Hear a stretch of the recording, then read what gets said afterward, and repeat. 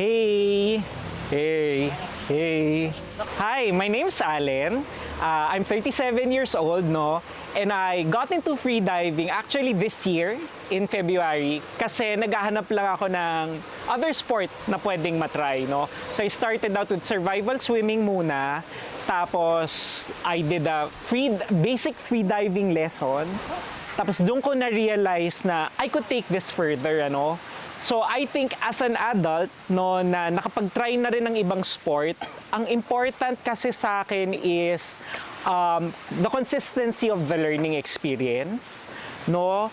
At saka yung mga instructors mo familiar dun sa mga challenges and weak points mo para kapag nag-next lesson kayo ulit, makikita nyo na nag-i-improve, meron kang progress, ano?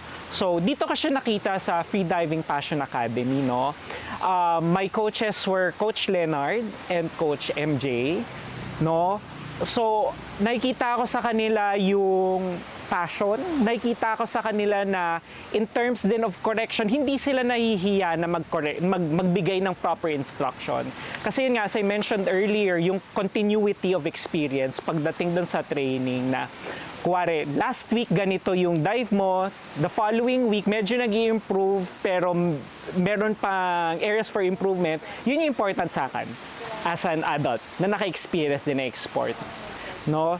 So, if you're looking for a school na ganun yung experience na hinahanap nyo, I would recommend Freediving Passion Academy.